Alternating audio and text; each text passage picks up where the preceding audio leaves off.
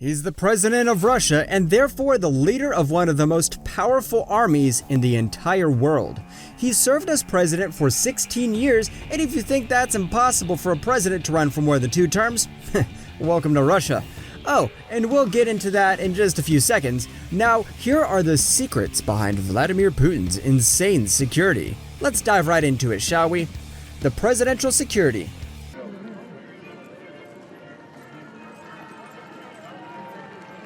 Vladimir Putin became the president back in 1999. The people liked him so much that the man with the iron will served 2 terms in office. With his second term ended, he wasn't going to quit that easy. He wanted political power, and he wanted it all for himself. For 4 years, he was still in office as the Russian Prime Minister from 2008 until 2012. While serving the country, the law suddenly changed, and now any man could run for the presidential office until his death. This was a golden opportunity that Putin immediately jumped on. He ran for office in 2011 and in 2012, and he was back in the office once again. And now his mandate is set to end on May 7th, 2024. How's that for corruption? With all the power in the world, he needs the best security in the world, because as he said in an interview, he has had numerous attempts on his life. To make sure that no one actually succeeds, just like any sane country out there, Russia too has some of the deadliest presidential security guards ever. They call them the Presidential Security Service.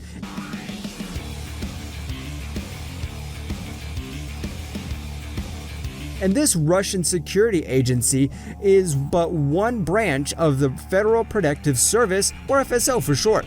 The organization is tasked with smashing that like button if you haven't done so already.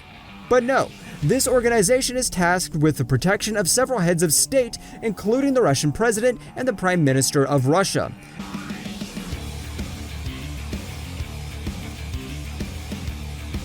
The FSO was formed on May 27, 1996. Other than the fact that this agency is run by Dmitry Kochnev and it's situated inside the Kremlin, no other information is known. You wouldn't think that the most powerful people on the planet would disclose classified information about his security with the rest of the world, did you? The person that won the FSO before him was none other than the General Murov. He was the head of the agency for 16 years until he had to resign because of his advanced age. The general was an ally of Putin's, and he also grew up in the Leningrad power structures, basically the Russian projects during the Soviet rule. He was appointed the head of the department just 11 days after Putin became president and held it with a bear's grip ever since. That being said, there are estimates that they say the FSO is around 20,000 troops at its disposal, and 2,000 to 3,000 of those are actually part of the Presidential Security Service. The rest of them include the Kremlin Regiment and other federal security agencies tasked with the VIP protection. The FSO is an organization that stems from the KGB, and the most important person on the list of people they have to protect is Body Number 1. That's code for Putin, in case you didn't understand that, and there are many legends about the guys that protect the president. Wearing black suits, black sunglasses, and rarely smiling, these guys are said to have a body double for President Putin's riskiest missions. Just like any presidential service agency, wear headphones are similar with deadly martial artists, and sometimes wear civilian clothing to blend into their environment.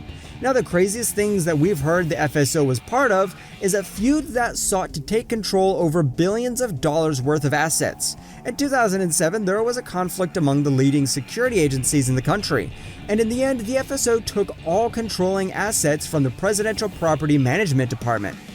How's that for power?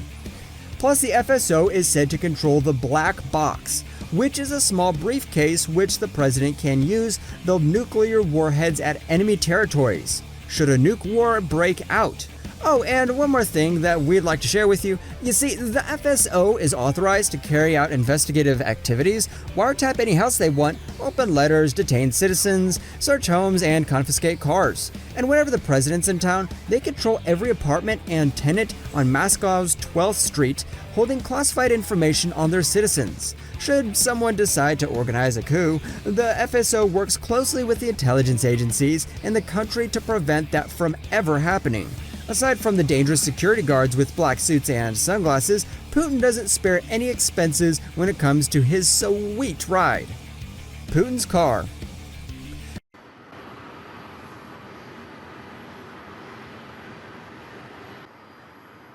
After putting in a 2-hour workout with Meldev and having a steak with a cup of tea, Putin likes to head over onto one of the best defended armored vehicles in the world.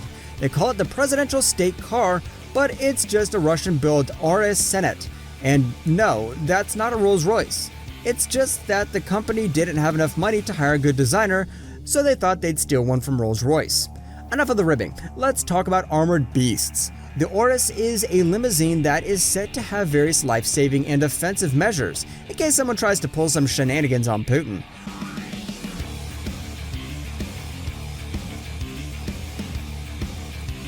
When Putin has his 4th inauguration in 2018, that's when the NAMI presented him with the Urus. This intimidating car was replacing the old presidential state car, which was actually a Mercedes-Benz S600 Guard Pullman. But just like its predecessor, it's bulletproof, and according to some, it even has a armored plated bottom, which would prevent any explosions from killing the most important man in the country. Now, as far as equipment goes, there's probably some guns and ammo the FSO wants to protect the president, but they've never disclosed any of this information. The car also has solid rubber tires and a ton of communications equipment on board. But when the president is going abroad to visit the foreign country, they carry his car in a special airplane. When the plane lands, the car is unloaded and the president gets inside. Speaking of airborne vehicles, Putins Helicopter.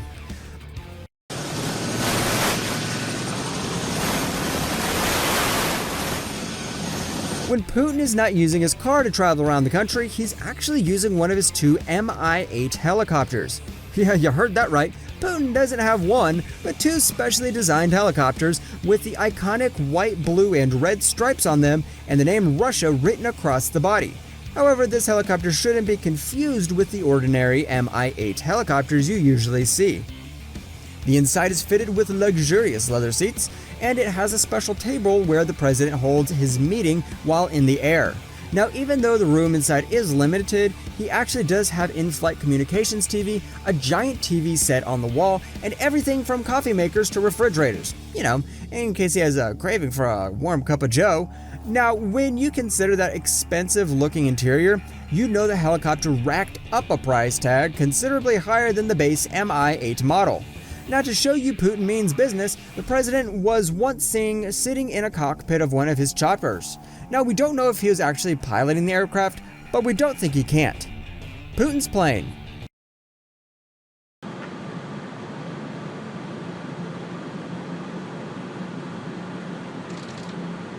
Did you think that the Russian FSO would let the president travel in an airplane which has strangers on board? Yeah, that's a huge risk if the FSO is just not willing to take, and that's why they bought Putin his very own Ilshin 293-300PU. But since that doesn't roll off the tongue easily, people just call it the Russian presidential aircraft, the equivalent of the American Air Force One. The standard Ilyushin model costs anywhere from $40 to $50 million, but this is no ordinary model. Have you seen the inside of the presidential aircraft? It's anything short but opulent. It looks like a flying airbase. There are leather chairs, sofas, and an entire meeting room on board the aircraft where you can comfortably sit 6 people. And the walls are decorated with gold-colored picture frames. In fact, to make sure the airplane was the best-looking plane out there, President Putin personally inspected the building of this plane, and they imported Russian art to decorate the plane's interior. As far as the outside goes, you have the white, red, and blue lines draping the side of the plane, while the Russian flag proudly sits on the tail of the aircraft.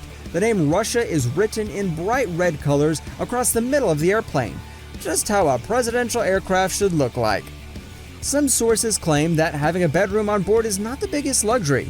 Who know the biggest luxury comes with security. The plane has the most advanced communication system on board, and it has laser anti-missile protection. So anyone trying to take the plane down will have one hell of a hard time while the president is holding a meeting on board the aircraft.